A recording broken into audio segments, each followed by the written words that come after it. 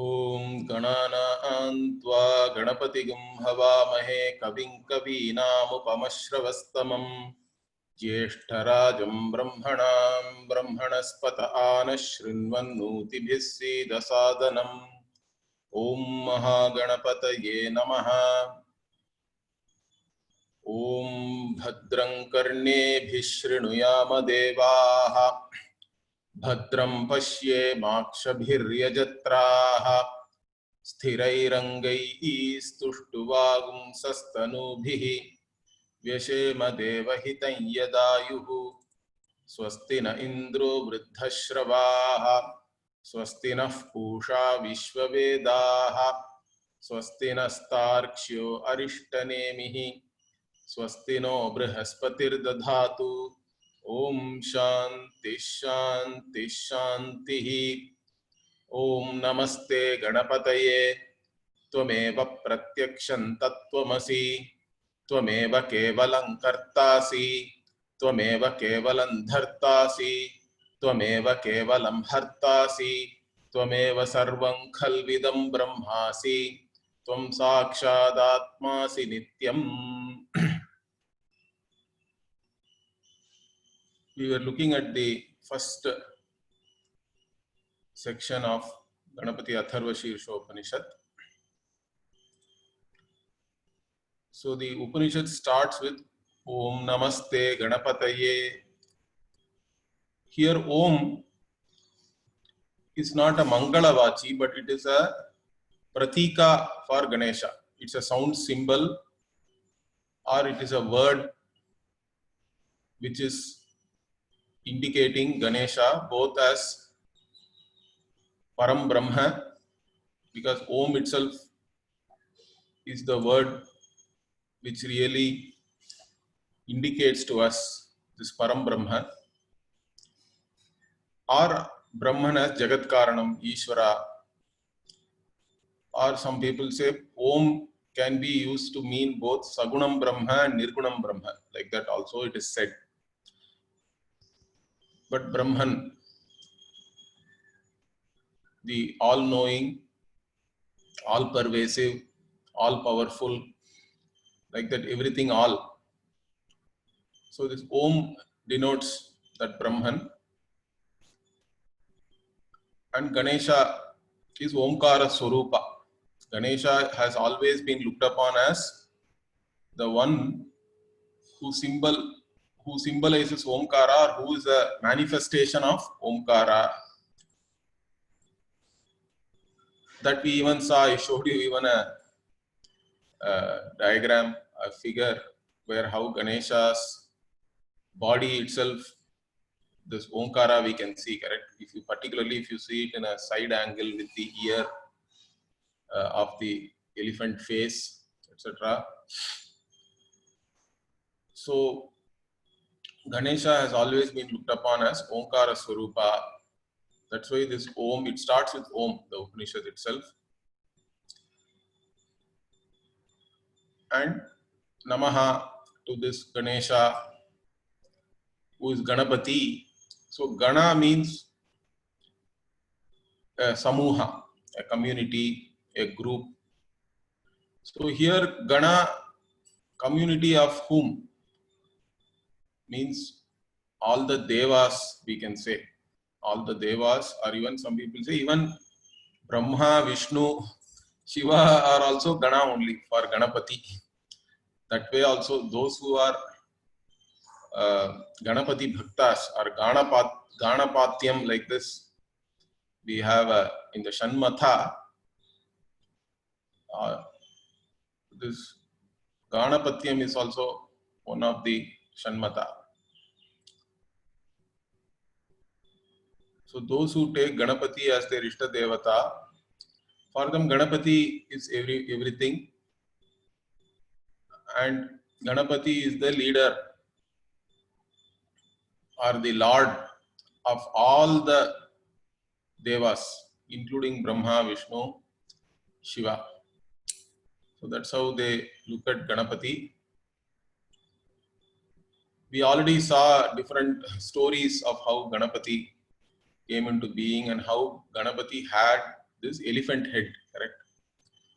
Now that is also important in one context. That's what we are going to see now. So after offering salutations to Ganapati, the Upanishad says, Tvameva Pratyaksham Tattvamasi. So Tvameva, you are the one, okay, who is Pratyaksham Tattvamasi. So Pratyaksham, Prati Aksham, like that we can see. Aksha means actually eyes, but here it can be taken as any sense organ. So you are the one who is impelling all these sense organs, and mind also we have to include, and making all these sense organs and minds act in a way they are acting, correct? They are all aware, they are sentient. The very sentiency of our sense organs and mind is from whom? That you are, Tattvamasi. You are that Chaitanya, that consciousness, which is manifest in all the sense organs and mind and makes them sentient and also makes them go towards their object. Their pravritti, nivritti, everything is known.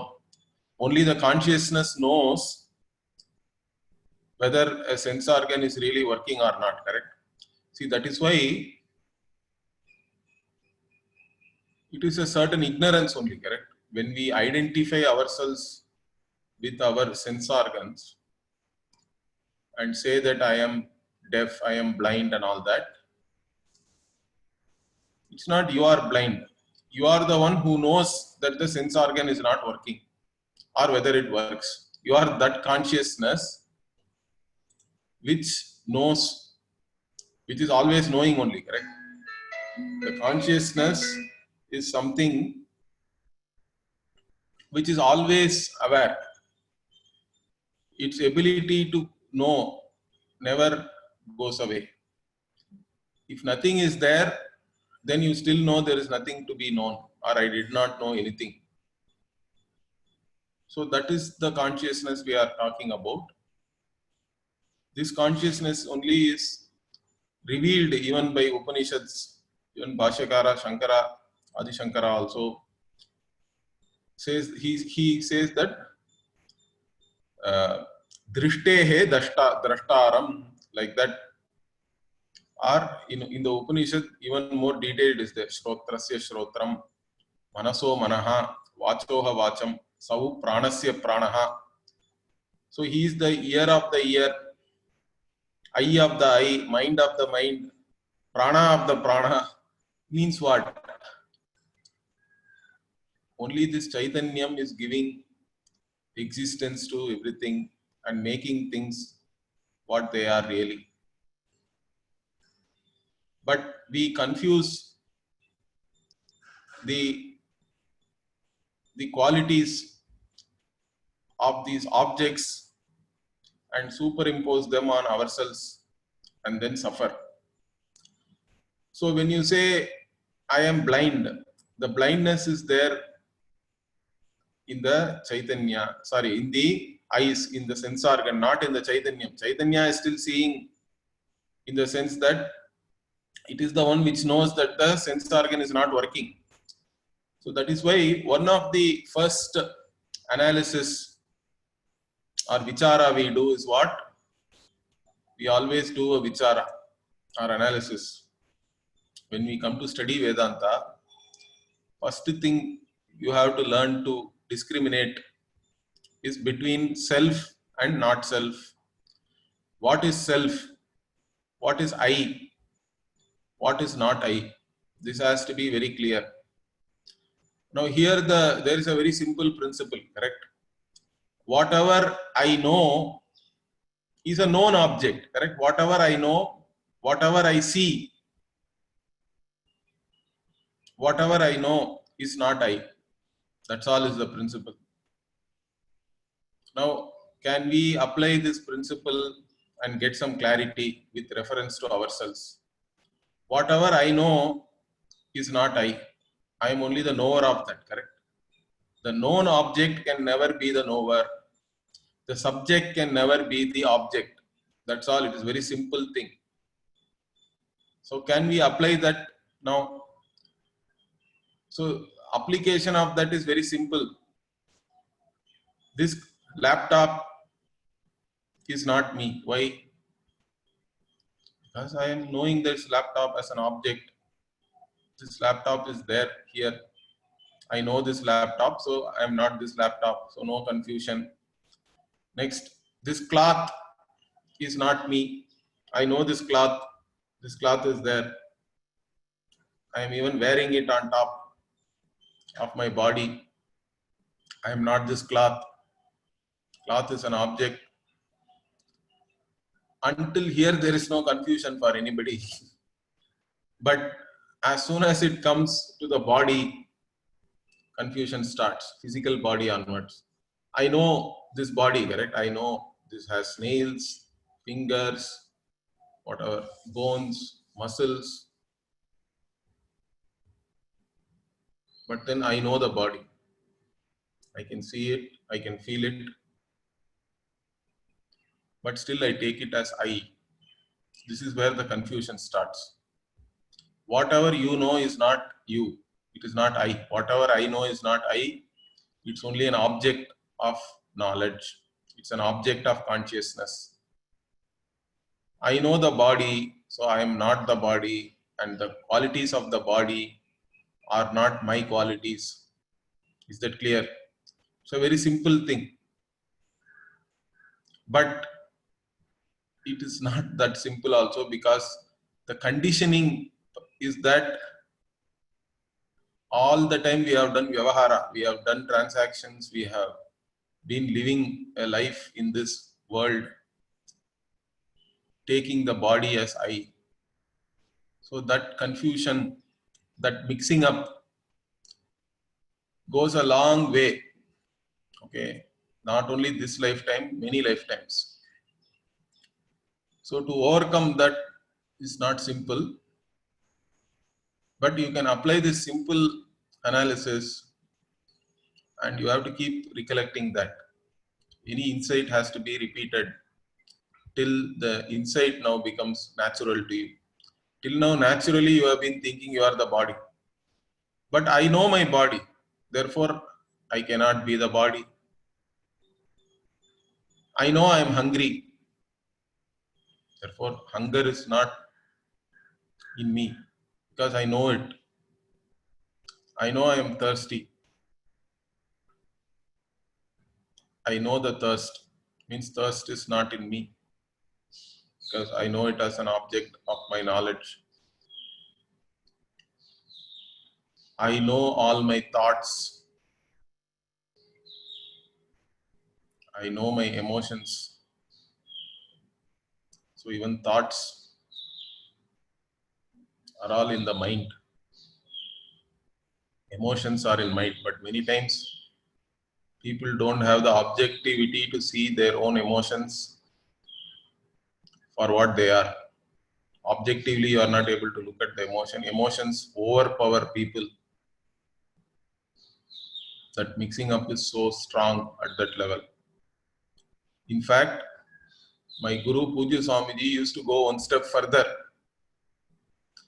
So he used to say very beautifully, the worldly logic is, I know sorrow, okay, therefore I am sorrowful. But Vedantic logic is what? I know sorrow, therefore I am not sorrowful. Understand that. Even sorrow, sadness, you know as an object.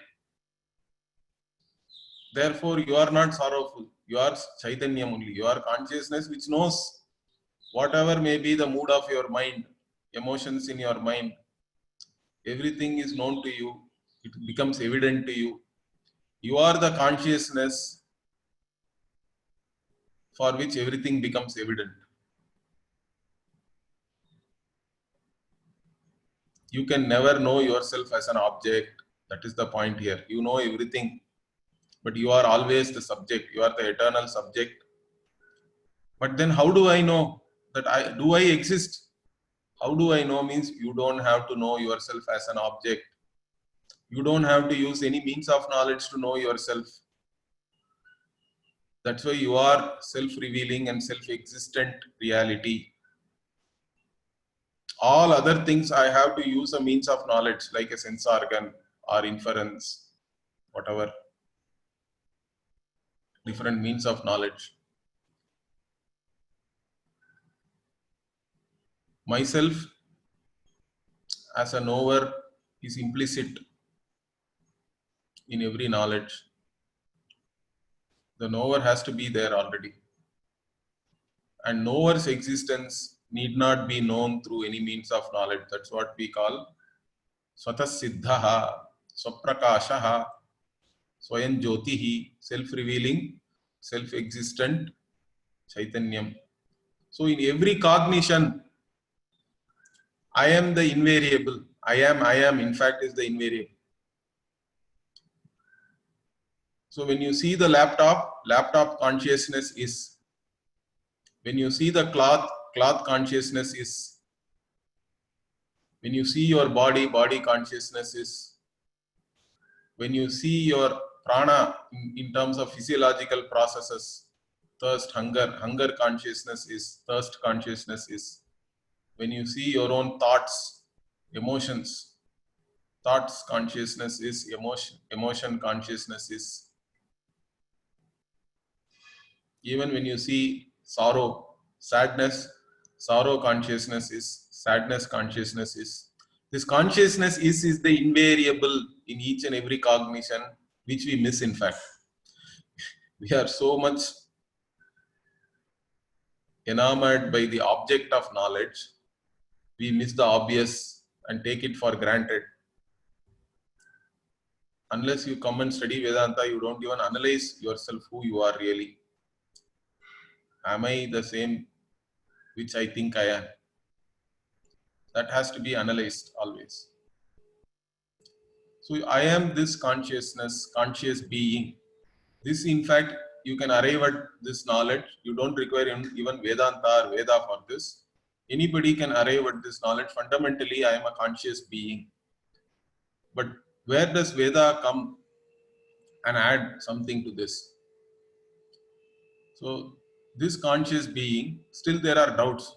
Are there many consciousnesses? What is the nature of this consciousness? Will this consciousness die? Will it be destroyed? Was it born at some point in time? So many questions are there. Is it limited? So that's where Vedanta as a pramana. Vedanta comes into the picture. So Vedanta comes and gives you an equation.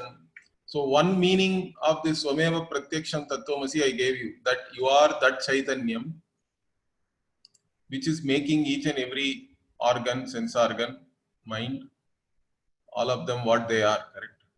You are that Chaitanya, that consciousness which makes them sentient and makes them function. You are that consciousness which knows whether they are functioning or not.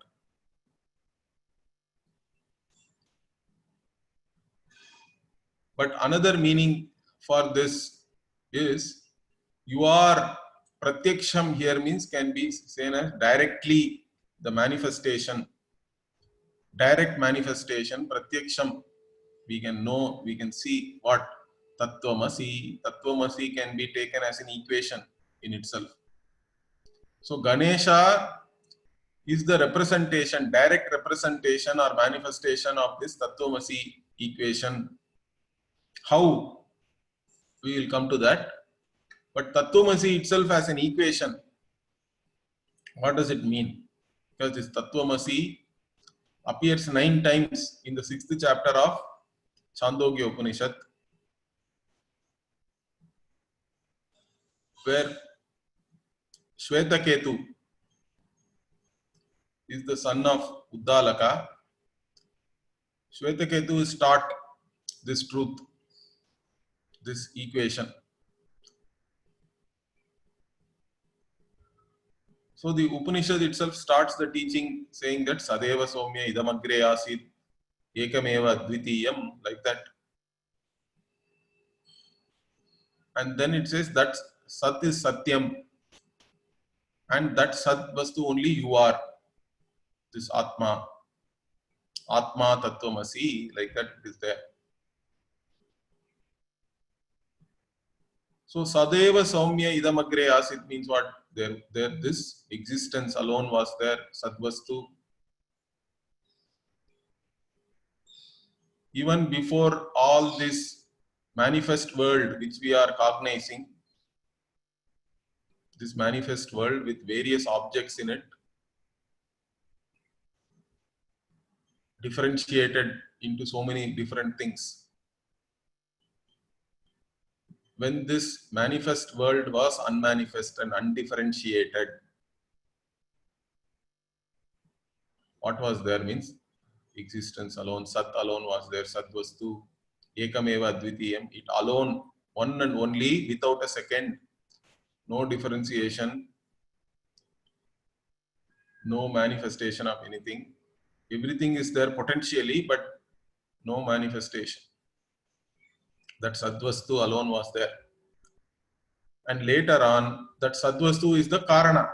It is the cause of the appearance of this manifest world, which is differentiated into so many objects and things. But this world is nothing but names and forms. Because after talking about this Sadvastu, the Upanishad says, Vacharammanam vikaro namadheyam Vrittika ityeva satyam. So all these appearances are only names and forms. In fact, they are all names and names and names only. Namni namani. Means in words, you find more words. You take, first you say, this is a cloth. Then what? Another name. No, yarn is there. Yarns are there. So in the cloth, now cloth has become yarn. Within yarn, then again you go, no, this fiber is there, which makes up this yarn. This fiber is having all these molecules. These molecules are having all these atoms.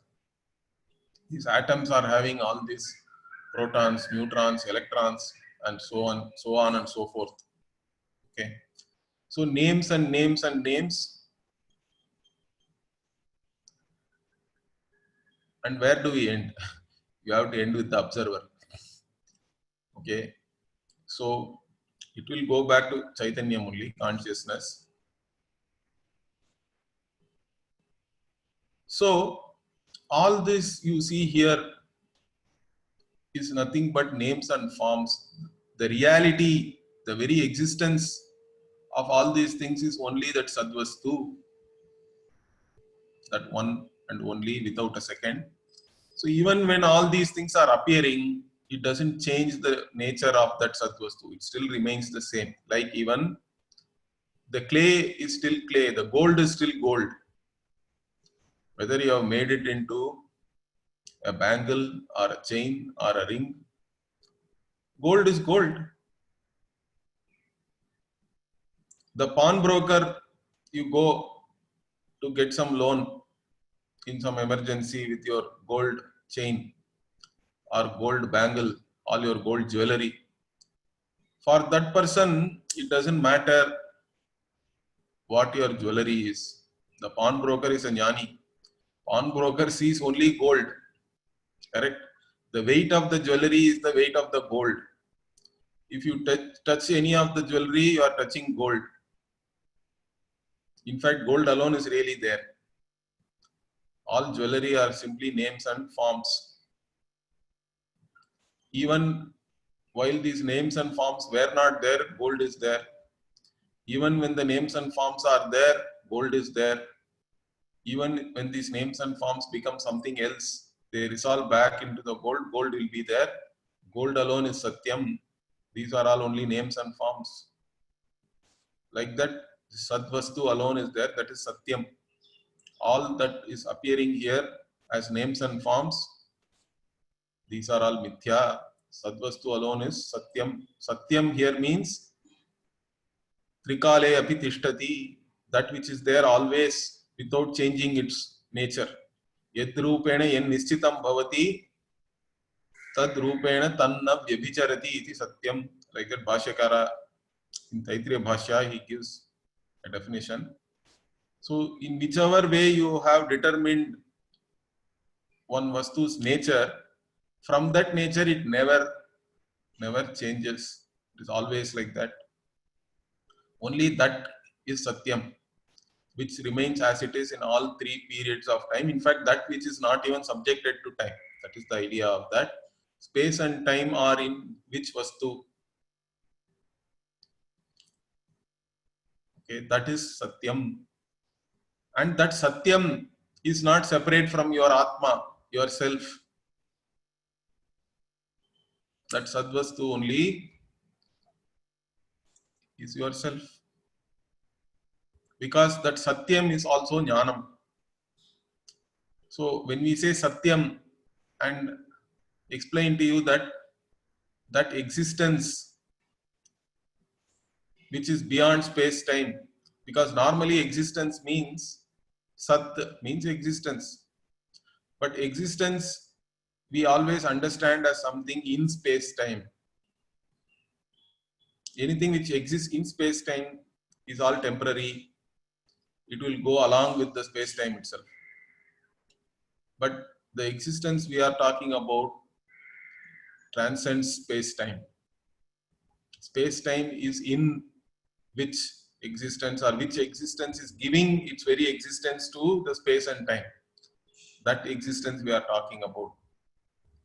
In fact, the word existent we use as an adjective, which itself is a delusional usage of language, I will say. There is no existent pot. What is there really is potty existence, clayey existence, like that. It's not existent gold. It is goldy existence. Existence alone is really. The names and forms are all coming and going. They are all transient. But whatever is there, always we make it into adjective. And the transient name and form we are making into a noun. That is a great tragedy of language. Language is confusing you that way.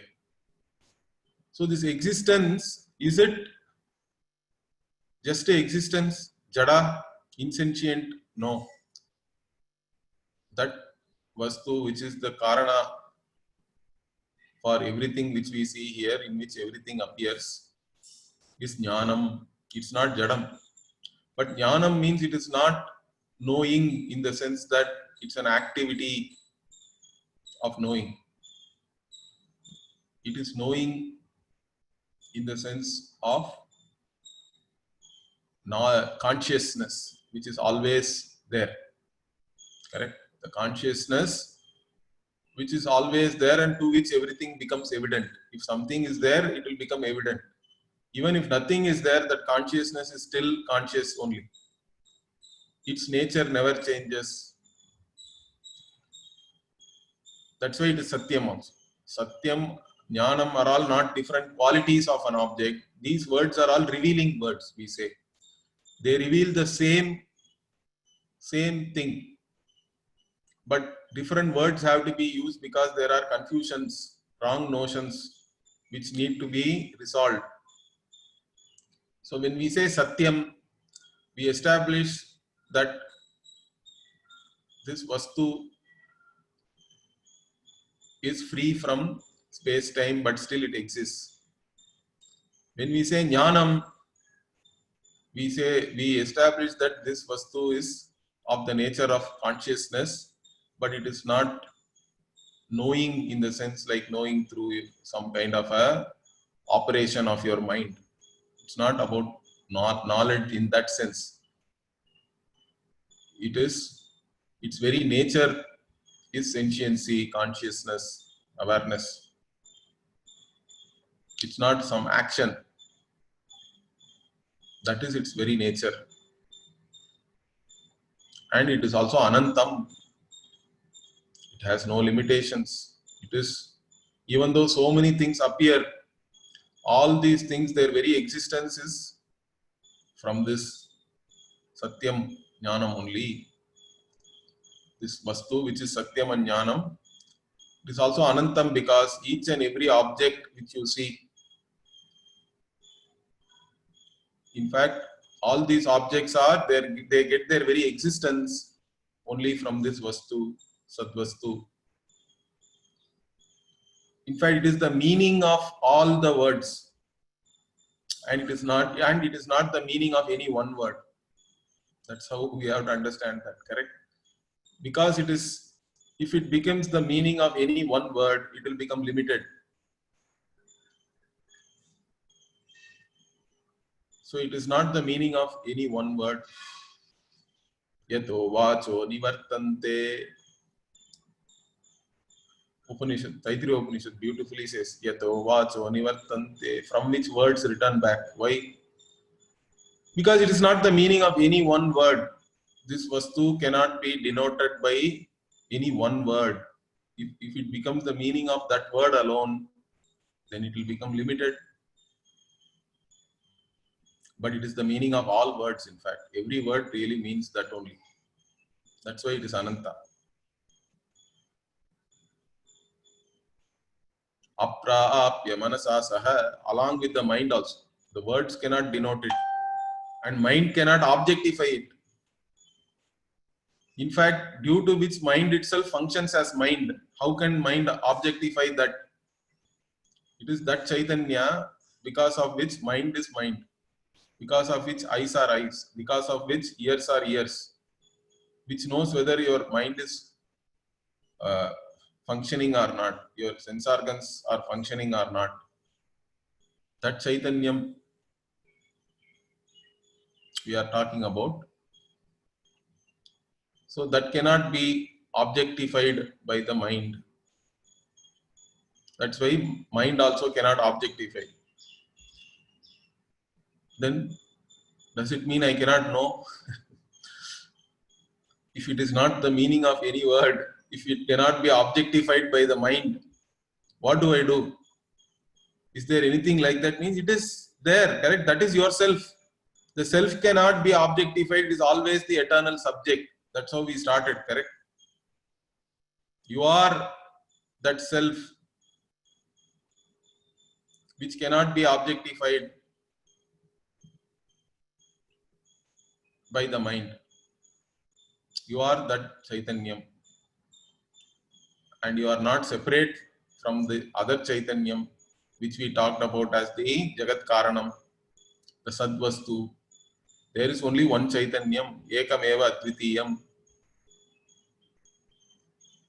and that is not separate from yourself. If the Sadvastu is the Karana for everything, if it is all pervasive, if it gives its very existence to everything, it cannot leave you out. In fact, yourself is not separate from that Sadvastu we are talking about. So that is the equation. The Tattvamasi is really an equation which initially looks very contradictory. Correct? Every equation has to have apparent contradiction. Then only there is a meaning in talking about an equation. An equation is never 1 equal to 1 or 2 equal to 2. That is obvious, correct? You don't require an equation for that. E is equal to mc square is a big equation. Why? Because it is in fact very counterintuitive, correct? How can energy be matter? They are two different things totally. But that equation is there in physics. Or some simple equation also we can take. Always in an equation, the left hand side and right hand side have to at least look different. And then we have to arrive at the identity. That is the whole idea of the equation. When you understand the equation, then you have arrived at the identity. So even 3 minus 2 equal to 5 minus 4. Now 3 minus 2 might look different for a child. Some other two symbols are there, 3, 2, minus. 5 minus 4, 5 is different, 4 is different. How both are equal?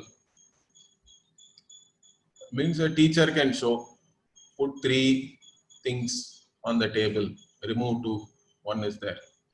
Put 5 things on the table, remove 4, 1 is there. So both are identical. So there is apparent contradiction, but we can arrive at the identity and understand. So Tat here is Jagat Karanam Brahma. It is the cause of this entire world. Sadvastu, Ekameva Advitiyam, which was there and which has then become this entire manifest world. That is this Sadvastu. But this Sadvastu also is Chit. It is Jnanam. It is not Jadam. And if you say there is only one Chaitanyam, and then that is your Chaitanyam only, yourself. There is no other Chaitanya.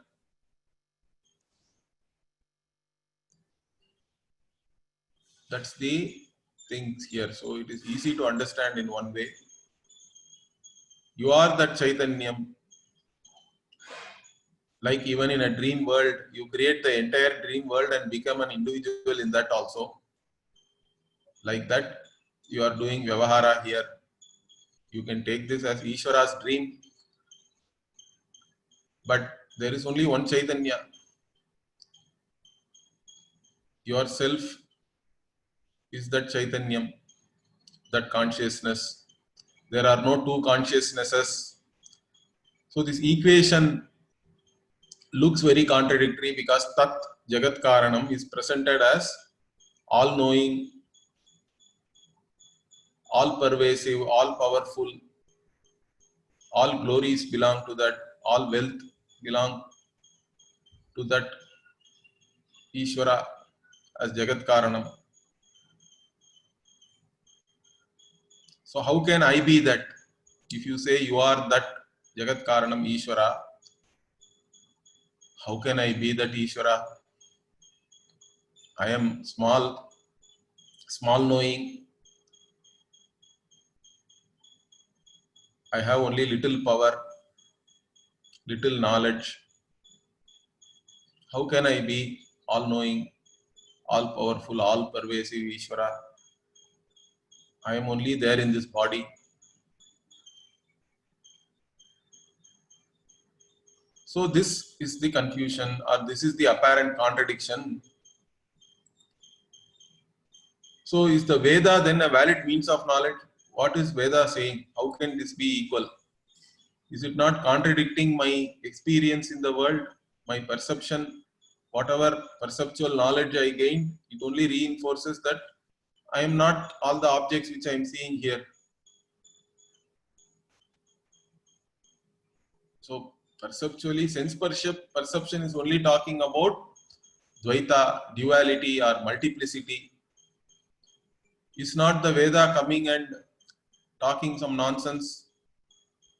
How can we take Veda as a valid means of knowledge here?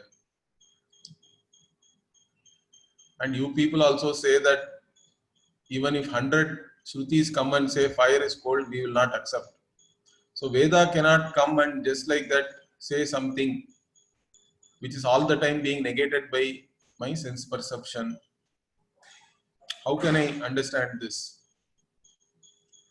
Means here we have to understand one thing. The sense perception is not contradicting what the Veda is saying. The sense perception is reporting to you. Whatever is reporting is fine. It is talking about the sense perception. The senses are revealing to you the qualities of all the things around you, of all the objects. But perception cannot reveal the dharmi. That is the point here. So the dharma, if you take the qualities, Ishvara's qualities are all knowing, all pervasive, etc. Your qualities, according to your perception, is small knowing, small, only pervading my body, small physically. So the dharma, there is no equality there.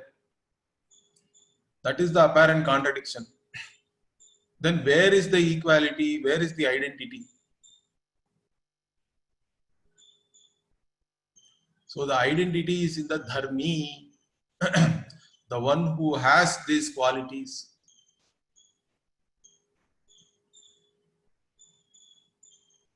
So the one who has the quality of all-knowing, all-pervasive, all-powerful, what is the nature of that one?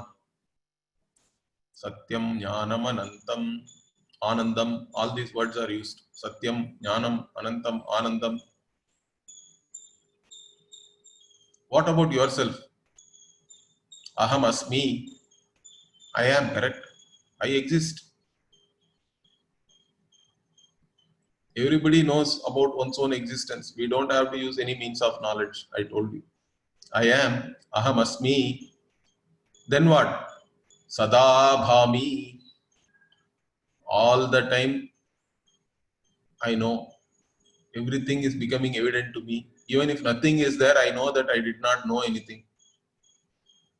So I am this consciousness to whom everything is becoming evident all the time.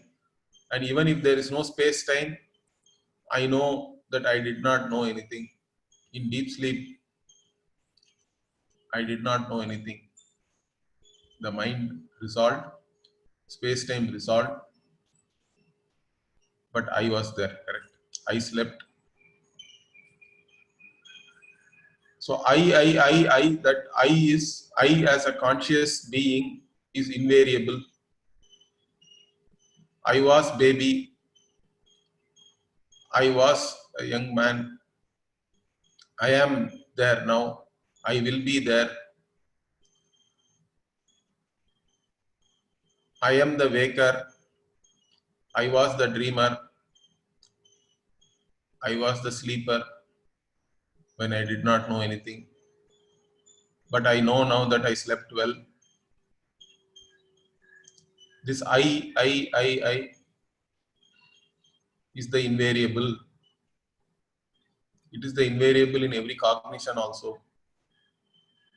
It is the invariable when I look back, when I look forward, whichever way I look at. Right now also I is there as a conscious being. So aham asmi sada bhami. All the time I am shining. Everything becomes evident to me. I am that conscious being who is aware of everything. Everything becomes evident to me. And I am always what? Kadachin naham apriyaha. I never become not likable. Everything is only for me, correct? For the sake of me only, everything is there. For my pleasure, for my liking, to please me. So everything else is conditionally loved. But I alone is unconditionally loved because everything else is there for I. So that is why I am never kadachit naham apriyaha. Aham apriyaha na. I am never unlovable, correct?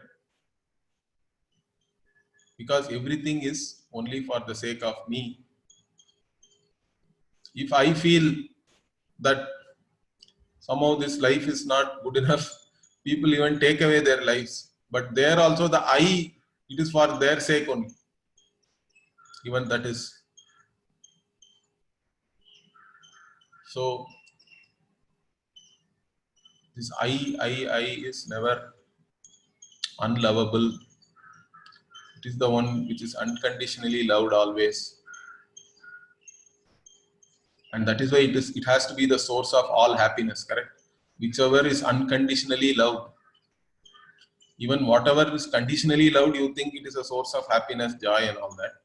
But what about the one which is unconditionally always loved.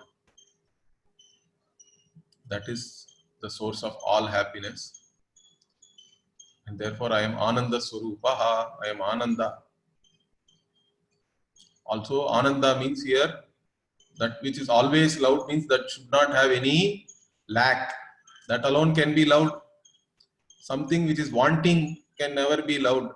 Something which is lacking in something. So this Ananda is really Ananta. That which lacks nothing, that which is not wanting, that which is always complete. Purnaha, that which is a whole, that which can never be divided into pieces. See, our sense of I is always complete. It is not that I am half I, quarter I. Even though people have body consciousness, let us say, if somebody does not have one leg, that person does not become only 3/4 human being or anything. Right? Even according to law, if one guy kills another guy, that other guy did not have a leg, then will he get only 3/4 sentence? Because no, you only killed 3/4 of that person. It's not like that. A human being is always a whole. My sense of I, self, is always complete that way. It is a whole. There is no division in that. That's the reality. In fact, I am always complete person. That's my reality. I am always aware, and I am always complete and unconditionally loved. Therefore, I am Ananda Swarupa. Therefore, Aham Brahmasmi. Because Brahman also is same. Satyam, Jnanam, Anantam, Anandam. That's how the Upanishads. It is Upanishadam Brahma, correct? Brahman can only be known through Upanishads, through the Veda. Now, Veda is revealing the nature of Brahman as Satyam, Jnanam, Anantam. That is its very nature. That is the Swarupa. Satyam, Jnanam, Anantam are the Swarupa Lakshana. The words which reveal the nature of Brahman. And those words apply to me also. It reveals my nature. Therefore, my nature is not separate or different from the nature of Brahman. And there is only one such vastu, means I am that. There is an identity. The wave is small. It is born. It dies. The ocean is there always. But as water, wave and ocean are one and the same. The nature of ocean is water. The nature of the wave also is water. So the dharmi is one and the same. Dharma, they can be different. Ocean is vast, big. Wave is small. But dharmi is the same, correct? So the pratyaksha pramana is only reporting to you the dharma, the qualities. But what about the one who has those qualities? That the pratyaksha cannot reveal. Pratyaksha itself is objective knowledge, correct? It is only reporting to you the objects. But what about the nature of all these objects? And what about the nature of the subject? That sense perception has no, it doesn't have access to that. It is not its field of revelation. And inference also is based on sense perception. Inference also has no access to this. So it has to be revealed only by the Veda. And Veda is not contradicting your perception or inference. Perception and inference are revealing something totally different. They are revealing to you the qualities of the objects, this objective world. But they cannot reveal you the nature of this objective world, neither the nature of the subject, which is one and the same. That is what the Shruti has to come and reveal that. The Veda has to come and reveal to me. So the field of revelation of the Veda is totally different, and what it is revealing is not really contradicting what the sense perception is revealing to us. So that is the equation, that is the identity one has to understand. Tat is Jagat Karanam Brahma, but this Jagat Karanatvam itself is Mithya. It is only with reference to the world. When the world itself is looked upon as names and forms and only an appearance, Mithya, then the Jagat Karanatvam, the status of being the cause of this entire world itself is only an appearance in Brahman. The real nature of Brahman is Satyam Jnanam Anantam, Anandam. Similarly, all this body, mind, sense complex, it's only an appearance. These are all names and forms. My very nature is Chaitanya. I am a conscious being who is self-existent, self-revealing, and also whose self is the most loved, unconditionally loved. So my Swarupa also is Ananda Swarupa. And therefore there is an identity between myself and this Jagat Karanam Brahma. If we look at our nature, this is what is called Bhagatyaga Lakshanam. You have to leave out all this contradictory, whatever you see contradictory, correct? That is apparent contradictions you have to leave out. And then there is an identity, essential identity is there. That is what one has to understand. That is this equation. So this Mahavakya, it is called in fact. Mahavakya, great equation we can say. Because it is teaching you the limitless. You are the limitless. The one which is the cause of this entire world is you. It's the same Chaitanya. There is only one Chaitanya, one consciousness, which is appearing as this individual, which is also appearing as the cause of this entire world. There is only one, but there is only one water which is appearing as ocean, which is also appearing as the wave. The total and the individual, all these things are only appearances. Their nature is only one, which is Chaitanya, which is consciousness. That is the teaching. Now, how is Ganapati?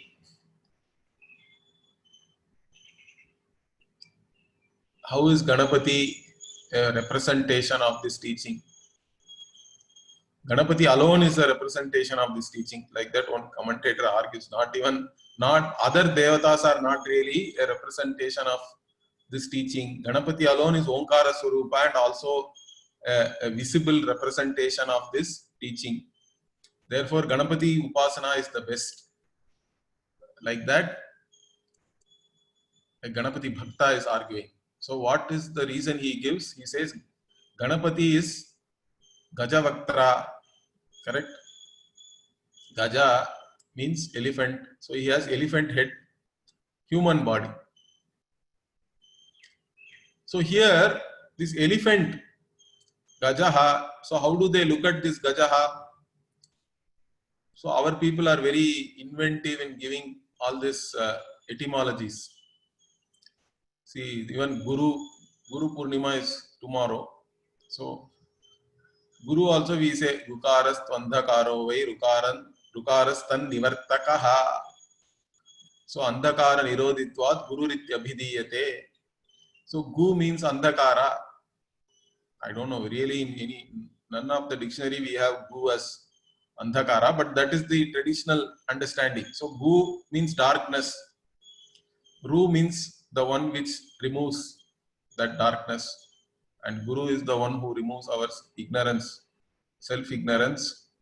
So that's why we call Guru as Guru. Like this here, Gajaha, Ga means what? Samadhina Yoginaha Gachanti Tatra. So all the yogis reach where? this Nirgunam Brahma. Reach really means understand. That's all. Where everything resolves, all duality is resolved, and you understand yourself as you are. Nirgunam Brahma. That is Ga. Gachanti iti Ga. Gachanti here means understand. Gam dhatu also means to know, correct? Not only to reach or get. Even the word get in English is used for knowing. I get it. Did you get it? And all we ask. So Gaha means this Nirgunam Brahma is called Gaha. But what about the world? Means don't worry. From this Ga, this Nirgunam Brahma only, this world is appearing, correct? Like even a reflection appears out of the original. So this whole world is nothing but an appearance in this Brahman. So Gaha, Ga means Gachanti iti Gaha, that is the Brahman, and Jayante iti Jaha, from which all this entire world has come about, is born. So Gajaha, means what? Sarva Karanam Brahma. Like this they give an etymology. Gajaha. So the Gajamukha, the elephant head, elephant represents Sarva Karanam Brahma, Jagat Karanam Brahma. Then what about the human body? Human body represents Naraha, human being, an individual. And in Ganapati, what do we see? We see an identity of both. We see an Aikyam. Both are there, correct? Gajamukha is there, but human body also is there. Both are one and the same. Both are in one. Both are really only one.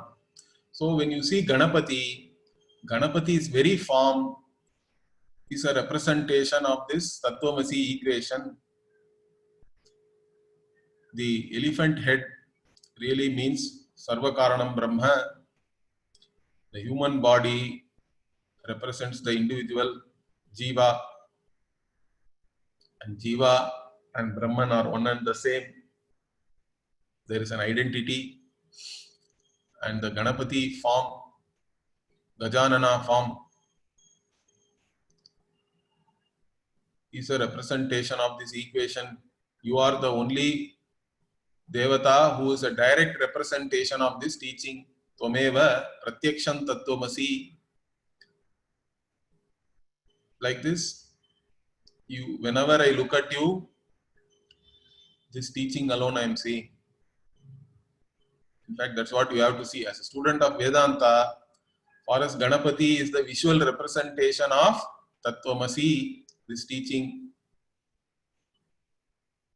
The elephant face, Gajaha, represents both Nirgunam and Saguna Brahma. The human body is Jiva, and both are there in one form. They both are one only. Aikya is there. Ganapati. Why should it not be human face and elephant body? Also, this question also is asked. That is because Brahman is Utkrishtam, Jagat Karanam is higher. And Jiva, individual, is lower because Jiva is limited. That is why face has to be, always face is Utkrishtam, correct? It is higher. So face has to be elephant face. Body has to be human body. And that is the form of Ganapati. And that Ganapati is the direct visual representation of this teaching, Tattvamasi, this equation. And that you are that direct representation of this great equation. That's what the first sentence is saying. Tvameva Pratyaksham Tattvamasi. So other things we'll see immediately afterwards. This Tattvamasi itself is further elaborated. We'll see all that next week. Om Purnamadah Purnamidam Purnat Purnamudachyate Purnasya Purnamadaya Purnamevavashishyate. Om Shanti Shanti Shanti. Harihi Om Shri Gurubhyo Namaha. Harihi Om.